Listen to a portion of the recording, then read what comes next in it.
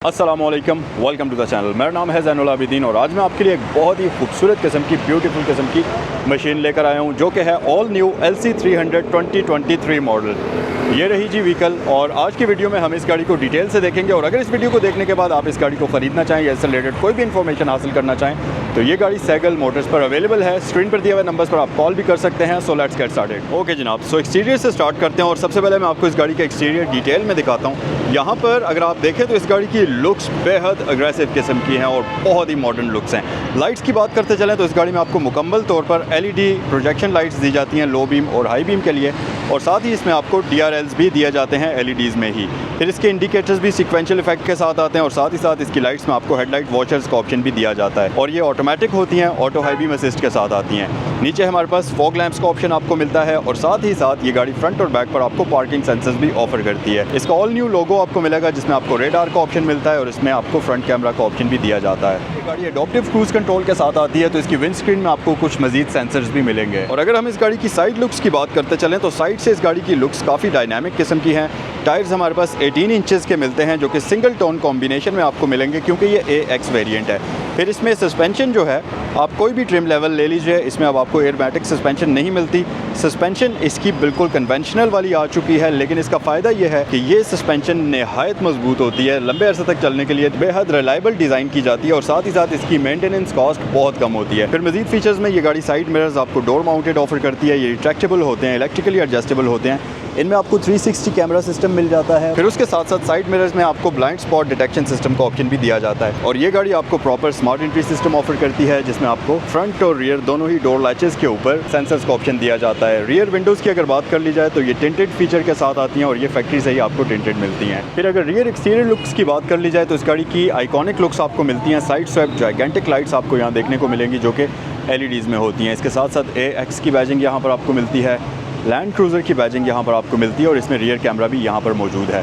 फिर rear wind screen में आपको डीफॉगर मिलता है, वाइपर वॉशर का ऑप्शन दिया जाता है और साथ ही हाई माउंटेड LED लाइट भी आपको विंड स्क्रीन में ही दी जाती है। फिर उसके साथ साथ ये गाड़ी रियर साइड पर आपको रिफ्लेक्टर्स और पार्किंग सेंसर्स भी ऑफर करती है। मज़ीद फीचर्स में इसका जो स्पेयर टायर है वो यहाँ नीचे गाड़ी के माउंटेड होता है जिसकी वजह से जिसका एक फ़ायदा तो यह है कि गाड़ी की बूट स्पेस काफ़ी बेहतर हो जाती है और दूसरा फ़ायदा ऑब्वियसली स्पेयर टायर स्किप करने से बेहतर है कि स्पेयर टायर साथ दे दिया जाए। ओके गाइस, सो ये है इस गाड़ी का बेहद खूबसूरत किस्म का इंटीरियर और आइए इंटीरियर के बारे में डिटेल से बात करते हैं। सबसे पहली चीज़ तो आप देखेंगे कि इस गाड़ी में आपको 3 स्पोक स्टीयरिंग व्हील मिलता है जो कि कंप्लीट मल्टीमीडिया कंट्रोल्स के साथ आता है। लेफ़्ट साइड पर आपके पास मल्टीमीडिया के कंट्रोल्स हैं। इसमें अगर आप क्लोज़ करके देखें तो आपके पास फ़ोन के कंट्रोल्स हैं, बैक की है, साथ ही सिलेक्शन कीज़ हैं, नेविगेशन कीज़ हैं, वॉल्यूम के कंट्रोल्स हैं और वॉइस कमांड का ऑप्शन आपको यहाँ पर मिलता है। फिर इसके साथ साथ राइट साइड पर जो कंट्रोल्स आपको दिए जाते हैं इसमें आपके पास एडॉप्टिव क्रूज़ कंट्रोल का ऑप्शन आता है, साथ ही इसमें लेन डिपार्चर वार्निंग और एंटी कोलिजन सिस्टम का ऑप्शन भी आपको दिया जाता है।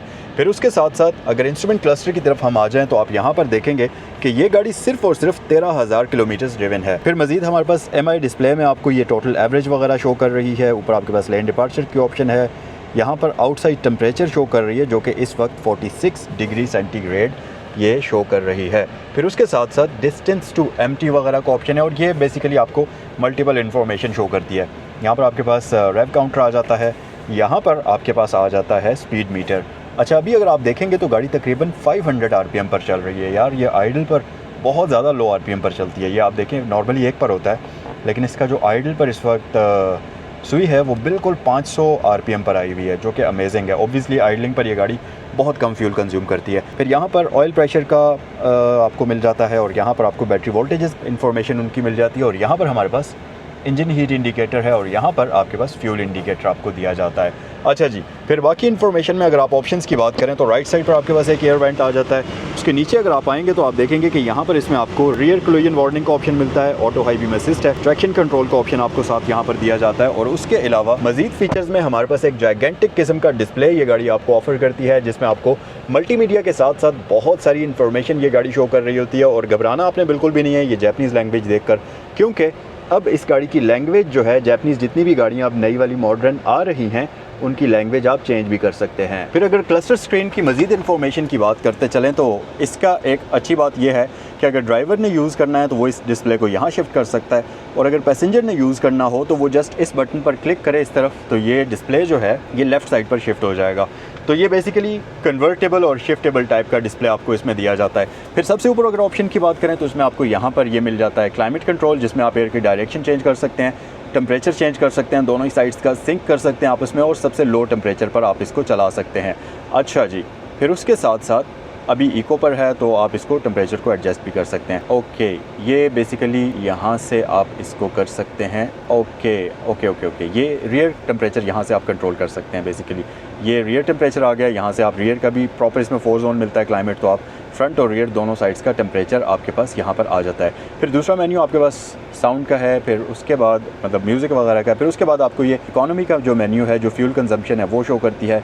फिर इंफॉर्मेशन का मेन्यू यहाँ पर हमारे पास तीसरे नंबर पर आ जाता है, और इसमें आपको गाड़ी की काफ़ी सारी इन्फॉर्मेशन यहाँ पर शो हो रही होगी।